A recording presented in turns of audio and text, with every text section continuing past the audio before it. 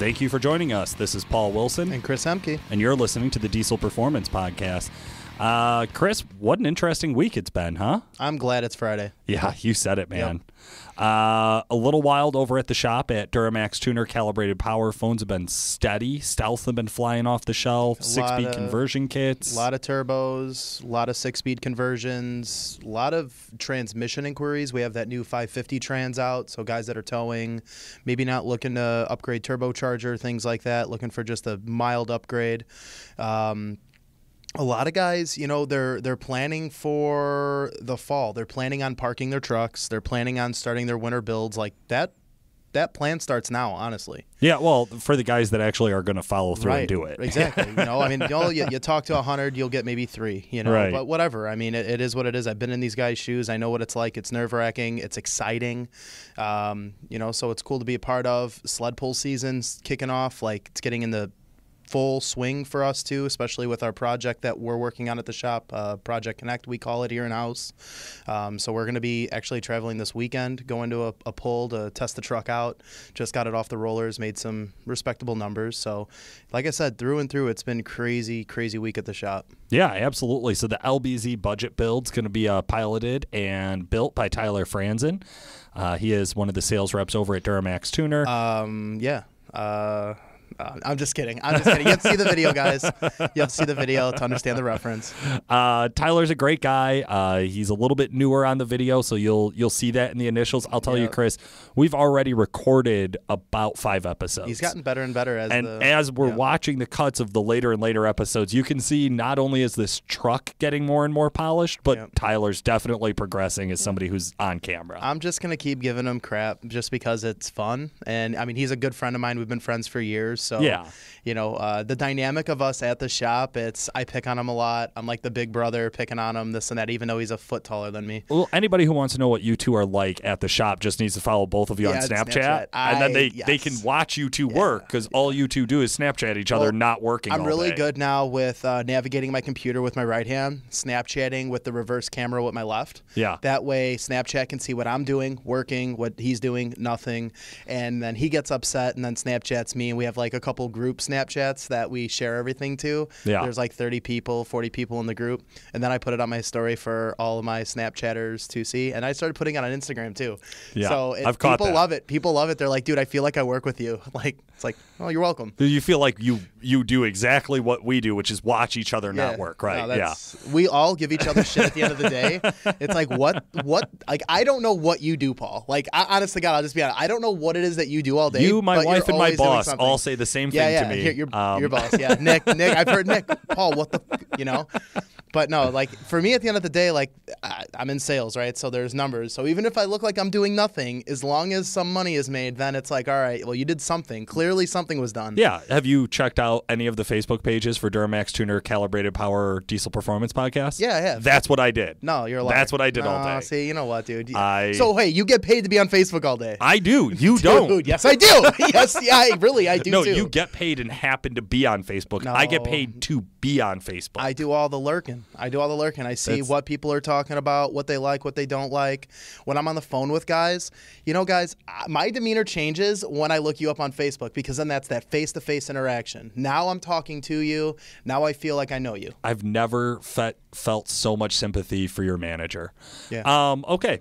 Jamie's a great guy. I don't know if you can see my face, but yeah, he's a good dude. Jamie, you and Jamie did the Smart EGT LML back down video. Had to give him the prep prior to that because he was a little nervous. I know. He really was. It was fun. I know. Yeah. He was pretty confident in the meeting when I asked him to do it, but you could see that. No, the minute he got in, he's like, he listens to a lot of rap music.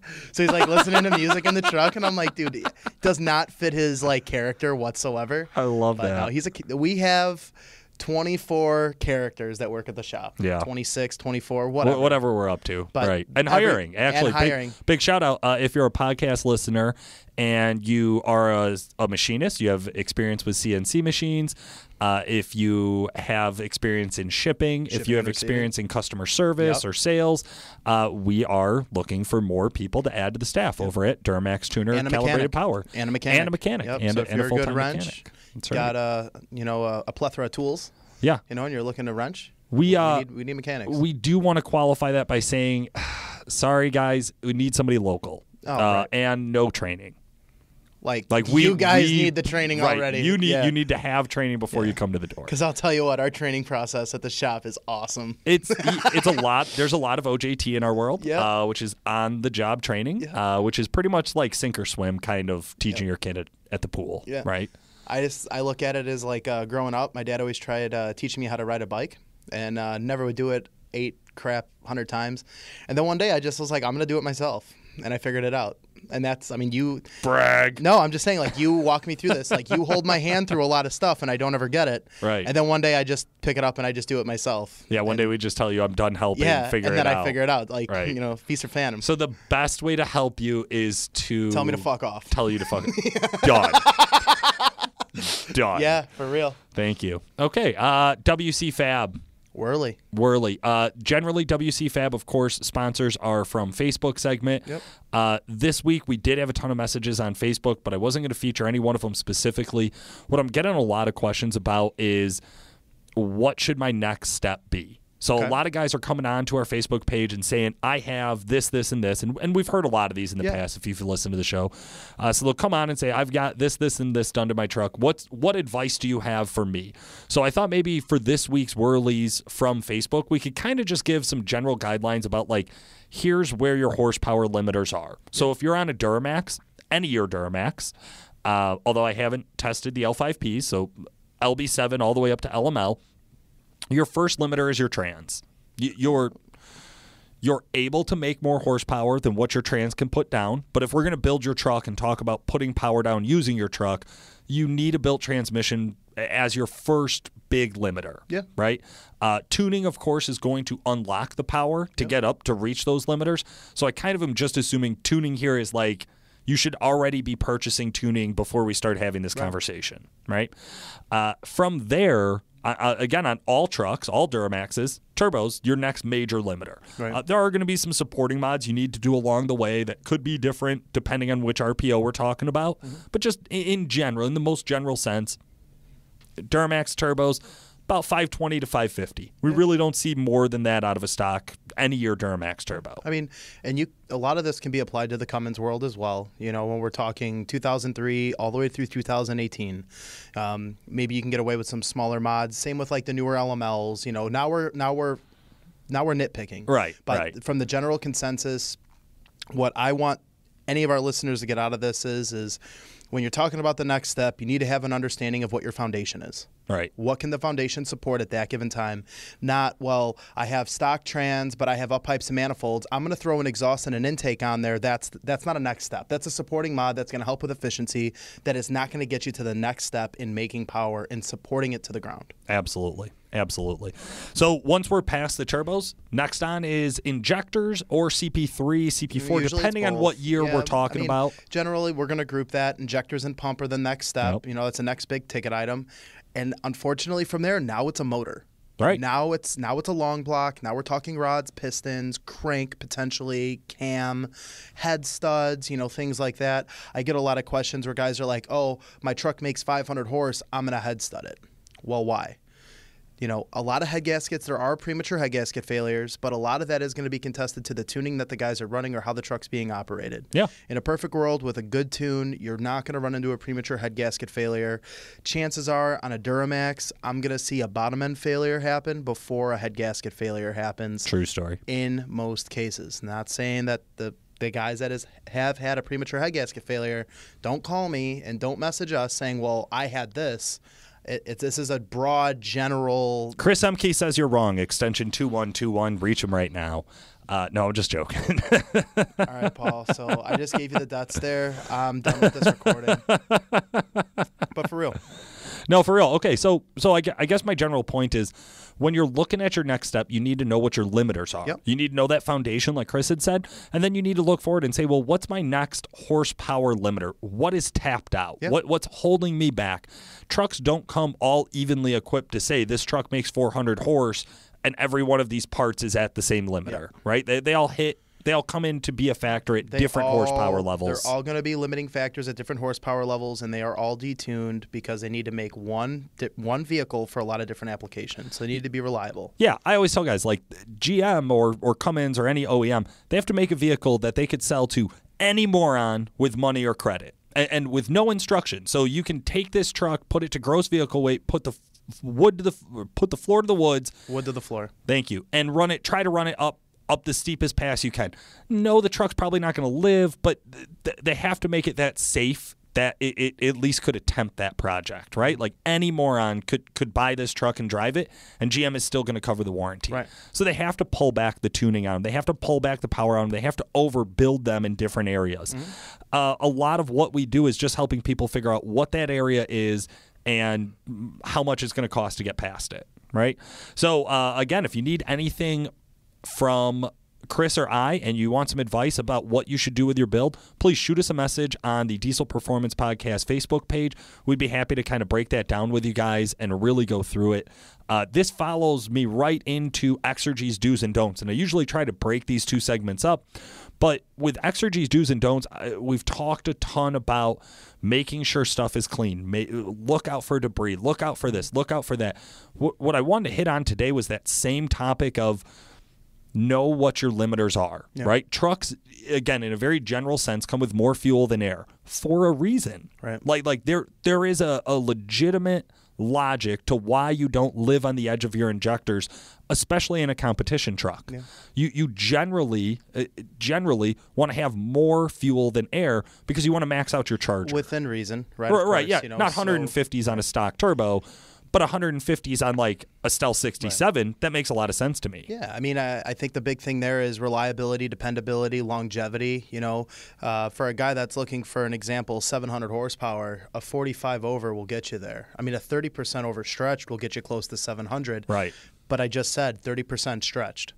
45% is going to get you there, but the injector is kind of not maxed out, but it's there, it's working. Yeah. You go into like a little bit bigger, like 60%. A 60% injector at 700 horsepower, right, is a sweet spot. Like that's a gravy spot in my opinion, because the injector doesn't have a ton of on time. You're not going to be running a crazy amount of timing through the motor. So you're not giving the engine the have the ability to build high cylinder pressure, heats, temperature, that kind of thing. Like the truck's going to live happy at that power level, depending on supporting mods and your limitation. Yeah. So it's just building and picking the right injector for the application, and the same goes for the pump. Don't go and throw a set of 100 overs or a set of 60 overs and then throw a Sportsman pump in there, because that's not a proper match. So you got to be able to know what CP3 you're running, or 2 CP3s or 3 CP3s, or whatever the case may be. You want it to be a proper match to the injector sizing that you have for the horsepower level you're shooting for. Absolutely correct. Absolutely correct. Diesel Insights, guys, if you're following the series over at Duramax Tuner, Calibrated Power, I do post those to all of our Facebook pages, and then pretty much just to the Duramax Tuner YouTube channel, so you can check those out. What we've done is started to build a video series around Nick just educating people about diesel topics. So we've done, actually, I'll give you guys a little insight. Coming up this coming Monday, which is whatever date in July, it's going to be P0700 troubleshooting. Yep. We've done limp mode. We've done LB7 injector failure. We've done turbo teardowns. We've done transmission teardowns. We've done a ton of stuff about just trying to educate people in general about diesel performance, or even just about diesel trucks. Just stock stuff. Yeah, absolutely. We actually just today, I ran to do this podcast coming from the turbo bay over at Duramax Tuner, because we were shooting one on turbo failure. So why do turbos failures? How do you analyze a turbo that's failed to determine what caused it? Yeah. So Diesel Insights, really, really cool series. Keep an eye out for those. Of course, also Project LBZ Budget Build. Those are going to be coming out weekly. We've already got a bunch of episodes recorded. We're trying to get them out to you as fast as we can, so really pushing on our editor there. And then, of course, Chris, you are also kicking off another video series. We referenced it on a couple weeks ago. The ride-along. So tell me a little bit about it. It's going to be a video series. It's going to be a vlog of my beautiful mug driving a bunch of different vehicles. We popped it off with the 15 Ram, so the twin turbo Ram, and it's basically It's anything diesel related. I don't care if it's stock, aftermarket. We're going to do some where the truck's stock and then we tune it and then drive it and kind of go through the process. But it's really just to give the listeners, the viewers, the ability to kind of experience what it is that we experience on a day-to-day. Yeah. Okay? Or maybe you're inquiring about a turbocharger, or maybe you're inquiring about a bigger set of injectors, or what is this injector going to do with this turbo combination driving on the street? You know, what's drivability with a built trans? What's drivability with tuning? Just anything and everything that you guys can think of is what we kind of want to portray. Okay, that's what I want to touch on. That's what I want to hit on. I want this to be more user interacting type, you know, very interactive with, if you guys have an idea and you have a question, I want you to comment in the video tag. I want you to be able to let me know what's going on so I can address it. Or if you have a vehicle and you want Chris to drive it and have it be featured on the show, we'd love to do that too. You know, and it's one of those things where with my position here or at Duramax Tuner Calibrated Power, I have a lot of buddies with a lot of trucks. Yeah. We have a lot of trucks. I have my own vehicles. You have your vehicle. Like, we have the ability to get into a lot of vehicles if needed, and a lot of different setups, just a lot of different packages. Sled pull trucks, drag strip trucks, tow trucks, daily driven trucks, street trucks, the whole 9 yards. Right. You know, so I'm really excited about this. This has been a while to kind of get it off the ground. Again, I need a little bit of guidance. And then Paul was like, listen, like, I'm done dealing with you. Figure it out. Boom. We did our recording. It worked. So it'll be exciting. You know, I'm looking forward to the progression of that as the podcast grew, Diesel Insights grew, you know, everything that we do once we finally put our energy into it and you guys, the listeners, give feedback, that's what we need. Absolutely. You know, that's everything. That's the motivation. About how long do we expect these shows to be? You know, probably going to be looking at between anywhere from 5 to 15 minutes, I would say. Some trucks are going to be a little bit more interesting than others. I don't expect anyone to have to look at me for longer than that, honestly. Like, I don't want to look at myself that long. Rough. So, you know, it's more or less like I have my own guidelines of what I want to touch on for that given truck. You know, Paul, you and I have gone over some of this as well. Our producer, Justin, has gone over some of this stuff. Me and him were just talking about this yesterday as well. So every truck might be a little different, but we're still going to base everything off of a couple of simple guidelines. I love it. These are the things that we want to touch on. How often should our listeners and viewers be looking for this to come out? So the idea right now, you know, I do have a workload. You know, I am only one person. What's nice is I do have a pretty long commute to and from work every day. So the idea here is to launch one a month, and that's just for an internal support. Okay, so what we can internally support right now, and I might do more recordings and kind of have like a bank stacked up for them, but for starters, it's going to be one a month. Yeah, there is a limit to what we can support you with. The podcast is 99% of the time edited by Radio Rich still, who's an amazing editor and producer, so we really like working with him on the audio. To launch the vlog series, which I think we still need a title for that. Can we talk about a title for it? Could it be? Dude, you don't want to know what Justin and I have been talking about. Nick would probably bury me alive if I told you. I don't doubt that. So, guys, I am a character at work. There is a lot of color at the shop, to say the least, right? There's a lot of strong personalities, and I am one of the stronger ones there when it comes to being a character. Would you have to agree with that? That's the most churched up way I've ever heard somebody admit to being an asshole. But sure. I'm doing air quotes like they can see me, Chris. But yeah, you're a character. Yeah, I'm a character. So I want it to be fun, but at the end of the day, it's got to be professional. It's got to be clean cut. It's got to be something Nick approves. You know, at the end of the day, Nick is the reason that I'm doing this. Sure. So I want it to be fun. I want it to be creative. If this is a project that like I'm kind of, you know, working on, and especially with you, Justin, and anyone over at the shop, I don't know, I'd like to put my little spin on it, but I want it to be respected within the industry, of course. No, for sure. Awesome, man. Well, I know I'm really excited for it. I got to just review 2 cameras of one shoot. Already a street race? Way too much of me staring at your face. Already a street race. Yes. In episode 1, I raced an import car. Text while driving, turn without signaling. I don't know if I can release the footage because I feel like they may just come write you a book of tickets. You know what? It was filmed in Mexico. So we're very excited for that project. We should see the first cut of that come out in the beginning of August. Yep. So if you guys are looking for it, we're hoping for the first week of August to have that edit up and live. Cool. Today, we have somebody really cool on the line. Yeah. So I have Jason with Diesel Power Magazine. Jason, how the hell are you? Good. How are you guys doing? Doing great, man. Thank you so much for bearing with us here while we get through our regular episode. Jason, give me a little bit of your background in Diesel Performance. So I've been with Diesel Power in one form or another for going on 12 years now. Wow. Started back in '06 doing editorial on the website the year after Diesel Power launched, and then rode that out for about 6 years before jumping over into the feature editor position at Diesel Power. Did that for 2.5 years, then ran the book for a couple months between editors before KJ took it over. And then since then, I've taken over as the editor-in-chief of Truck Trend magazine, the anchor of our group, if you would say. And I sit right across from KJ now and kick him every day. So I've been a part of Diesel Power since pretty much the beginning. That's awesome, man. So you've been involved in obviously writing and editing and producing a ton of articles and a ton of media for over a decade now about diesel performance. But we actually have you on the line for something really specific today. You got a new project truck going on. Yeah, we've been working on an LB7 build for about a year now. Because in the magazine world, these things take a lot longer than you might think. Hey, man, we're a shop. We know it. We've planned out projects to take 6 weeks that took 2 years, so I get it. 4 years. Yeah. 5 years. All right, man. Well, give me a rundown of this LB7. What are we doing to it? So we're doing just about everything to it to get it to about 650 horsepower. We wanted a nice street truck, if you will. We're going for a big race truck. So the start of this project was we bought just a basket case 2002 Silverado. The guy that owned it before us blew the thing up and then sold it off to another guy who thought he could fix it, and he couldn't. And it was a complete mess. So for about $3,000, we grabbed the whole truck and just drug it back to the shop. $3,000? You grabbed even just a roller that still had a block and a trans in it, I'd say that's worth it.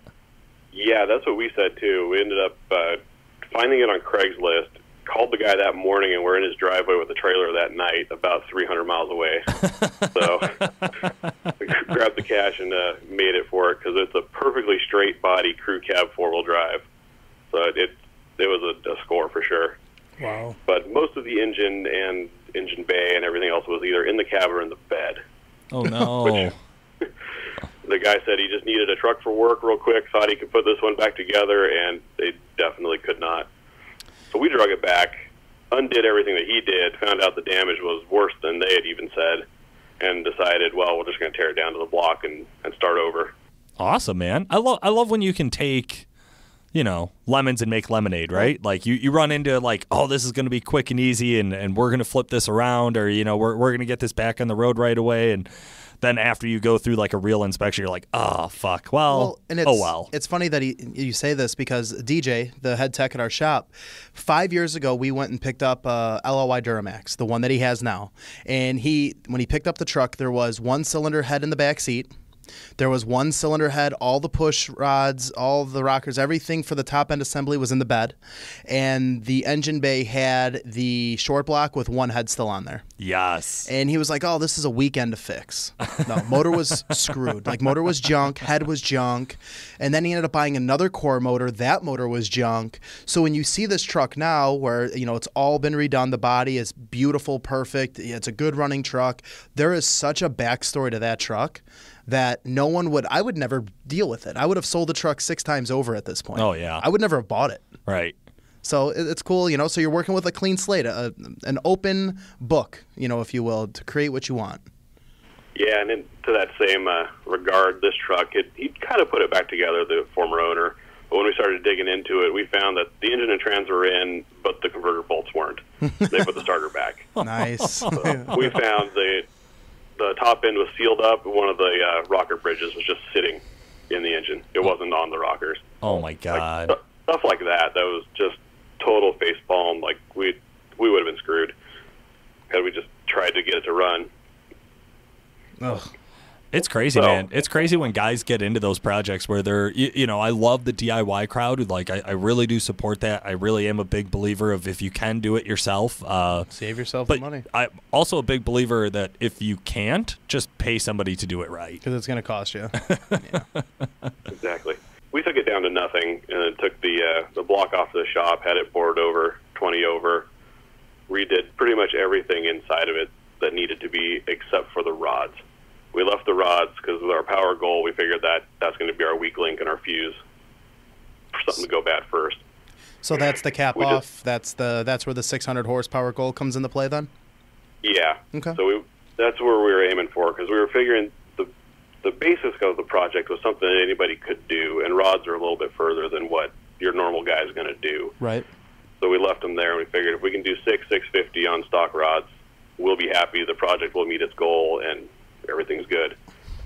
So this is this spin-off like a budget build then per se? Like what's the main focus of this build? Well, it started as a budget build, but the further down the rabbit hole we went, the less budget it was, and the more just, hey, look what we can do to get 650 reliably. Right. We got some parts that are probably out of reach or things that you wouldn't need to do this, but we did it anyway for the sake of magazine tech projects. No, I hear you. I always think years ago, my early years of what I didn't know was going to be a diesel career, and always reading like Project Godzilla, the Green 6.4, or the Project Rust Bucket, the old first gen. Those were the things that, these budget bills, I think, that has progressed. That's where it started. Like, that's kind of the basis. Yeah, pretty much. It was like Rust Bucket. I was that diesel power from the day Sands bought that truck to the day he sold it. So I know that one way too well. That's kind of like an iconic truck, though. Like, it truly is. Chris has referenced Project Rust Bucket, I think. I mean, I bought about 20 times. I bought a 90 first gen after reading that article. Really? Yeah. Oh, hell yeah. And I did a lot of the stuff to get it to about 350, 400 horse. Jason, when you were reporting or editing on that project, did you think that guys were going to go out and buy these trucks because of it? Did you think that you were making purchasing influence? Yeah, I would hope so. Okay. I mean, there's two people at our shop, myself and Justin Vineyard, who's the machinist. Yeah. We both bought first gens within a month of one another. We went to school together. We've known each other for years. We both bought trucks due to the magazine article because we had no idea the untapped potential with those trucks. That's awesome. I think that's always the goal with these projects is to hopefully inspire people to go out and do it themselves, even if that means buying a clapped out first gen. Those trucks, those trucks still have a special spot in my heart. They're good trucks. They're reliable for what they are, unless you find a rotted out one here in the Midwest. But it was the interaction. You read the magazines, you inspire a lot of the guys that we talk to, Paul at the shop. Yeah. These guys inspire to be something. They inspire to build something. So to read the magazines and to look up at these trucks and these guys in the magazines and then to buy something similar and to kind of do your own spin-off off of what you read, I mean, that's kind of what this sport's, like, in a sense, this is what it's about. Sure. Yeah, for sure. That's what makes it great. Yeah, absolutely. That's awesome. So, Jason, you guys got this thing torn down to the short block. You're sticking with the stock rods. Can you walk me up in the engine? Did we stick with stock heads too, or did we get some SoCals or some badass Waggler heads on there? We actually stuck with stock heads. The driver's side head was munched. That was part of the problem that they did, and then they did a terrible resurfacing job trying to salvage the thing. So we actually just got a set of stock rebuilt heads from Fleece and put them on there because that was going to be all that we needed for it. Okay. Now one place that we did go is we did some Molle cast performance pistons. Okay. And kind of the same reason. One of the pistons was munched, and that was a spot that we saw that we could improve relatively easily. Okay. All right. Now, what are you guys doing as far as like the air and fuel setup? Like, what's that look like? For the turbo, we went with Fleece's Cheetah. Okay. Their 63 millimeter guy. Yep. And then fuel, we went to Industrial for the pump and just did their rebuilt 42 over pump. Okay. And then to Dynamite for the injectors. Okay. So same there, 45% over injectors. Okay. Nice. Get about in that neighborhood. So the truck, too, is kind of a mutt just because it's a magazine project. So parts from one company here, then another there. course. There's not a lot of continuity per se. No, but I think it's, you know, getting the big names in the industry to be behind a project like what you guys are doing at Diesel Power Magazine. I mean, that's kind of what it's about too. I also feel like there's just a little bit more reality to that. Like most guys might be brand loyal to Chevy, but Right. probably not brand loyal to just one supplier of aftermarket parts, right? Like most guys, they buy a truck, it's got a couple of parts already on it, and then Right. they go to somebody else and they buy it, and then there's a Black Friday special, so they buy something else. Oh, Like, for sure. We mostly see mutts, at least in my experience in the industry. That's how I am. Yeah, for sure, Yeah. right? Yeah. Yeah, so it's more of an everyday, everyman truck in that regard instead of just like a one shop built the thing. It wasn't a one stop project by any means. Oh, Awesome. I don't blame him. Awesome. And I do love that without even hearing our advice, Jason just knew what we were going to say today, which was you could use more fuel than air, which I think is exactly how you guys How set we it up, were, which right. like literally to a T of what we recommend guys to do. Go a little bit bigger on the fuel system. You know, if you're going to upgrade the turbo, don't live on the edge of any, out of your fuel system. Live on the edge of your turbo if you have to. Now, Yeah, that's exactly what we were going for. We didn't want to stretch the fuel system. We wanted it to be nice and comfortable and let the air be the limiter on the power. and you guys are going to reinvent the wheel here and run all that power through a stock Allison 1000, right? For at least a little bit, we are. Just don't go over 80. You're fine. That's it. That's it. Yeah, we did stick a Banks billet torque converter in it just because we didn't know the history of anything of the trans. Because they claimed it was rebuilt, but they claimed a lot of things when we bought this thing. No. So our plan is to get it running and then break it, That's and then we'll put a standard. trans. That's standard Craigslist, one owner, never beat on, never towed with. Exactly. Are Yeah. you reading every listing you've ever posted to Craigslist right now, Hold on, Chris? let's not get into that. I am a good person. So, Jason, you guys got this thing together. It's kind of I like that term, everyman build. Like, this is something that I feel like every diesel owner has been through, where you bought a truck on the cheap and, you thought it was going to be a quick project, and then it turned into this rabbit hole and then that rabbit hole. What's the purpose of the truck? Like, once it's together, you're not going to go NHRDA Pro Street with it, but like, are you going to get out to some sled pulls with it? Is it going to just tow some trailers around? Are you guys going to sell it? Like, what's the end of this truck's life look like? The truck lives in Southern California, so as much as we'd love to sled pull it, not really a lot of opportunity around here. True. Probably do some 8-mile drag racing with it and drag around a bunch of trailers and see it. If we ended up liking the truck a lot, we'll probably keep it for a few years. I dig it. Now, all those parts I would be probably yelled at if I did not mention were all tied together with some tuning provided by Duramax Tuner, which I think is pretty cool. We always love to work with you guys on projects like this. How far are we along with the build? I hope we got our tuning out to you.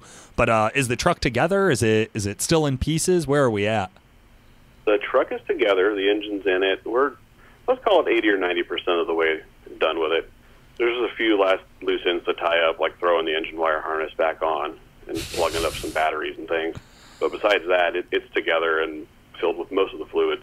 We're just about there. This is what I call tarp time, because this is where a lot of guys throw a tarp over it and say next weekend for like 40 much. weekends in a row. My car's been apart for a month. I keep saying tomorrow. Yeah, you have told me that you're going to put a turbo on it for a while now. Yeah, no, Yeah. don't care. One of these days, right? One of these. Tarp time. Tarp time. I dig it, man. Okay, so do you know when the first article that this is going to be featured in? Is it going to be in Truck Trend or Truck Trend and Diesel Power? Where can we follow this project? So this project actually started in Diesel Power's sister magazine, 8 Lug, and Work Truck Review, back when those were around. And then it's been in Diesel Power ever since.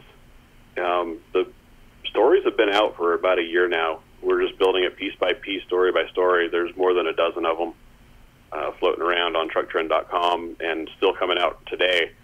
The Diesel Power that's on the stands right now has the second installment of the long block build in it.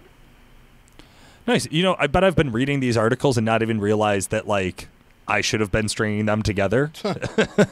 Yeah, we've been a little vague about that. It's a company politics, no project vehicles, et cetera, et cetera. So it's been a bunch of tech stories that don't necessarily tie the whole project together. Okay. But once you figure out what we're doing, you can see where it's starting to go and how it's all one big build. So then how, not to pry into the dynamic or anything, but how Project Rust Bucket or how Project the Godzilla, the 6.4, those themed projects are no longer? No. Okay.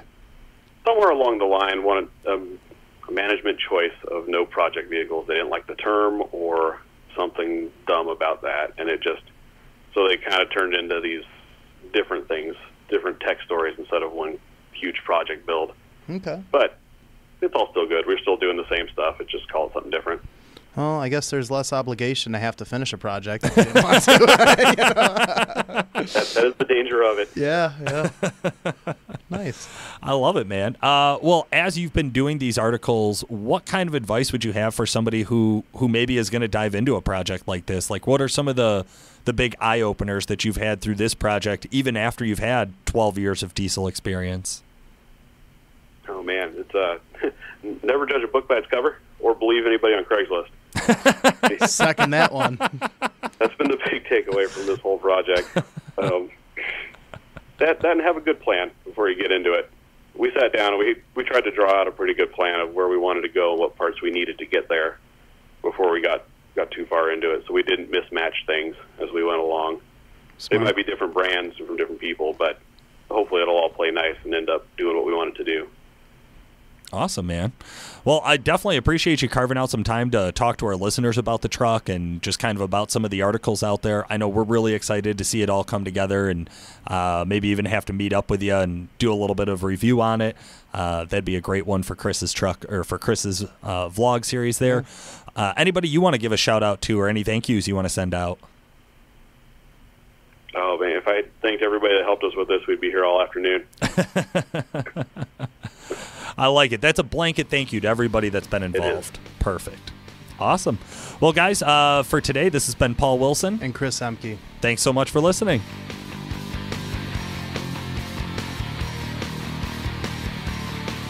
The Diesel Performance Podcast is brought to you by Calibrated Power Solutions, home of DuramaxTuner.com. Calibrated Power develops emissions-equipped calibrations for a wide variety of diesel powertrains, including Duramax, Cummins, PowerStroke, John Deere, Case, New Holland, and many more. For more information and the best customer service in the industry, check out calibratedpower.com or call 815-568-7920. That's 815-568-7920. If you'd like to contact the podcast, send us a message through Facebook or email Paul at DuramaxTuner.com or Chris at CEHMKE@DuramaxTuner.com. Hey, thanks for listening. Your feedback is appreciated. Please rate and review us on iTunes, subscribe on YouTube, like us on Facebook, and by all means, let us know if you have any ideas for a podcast. We'd love to hear from you.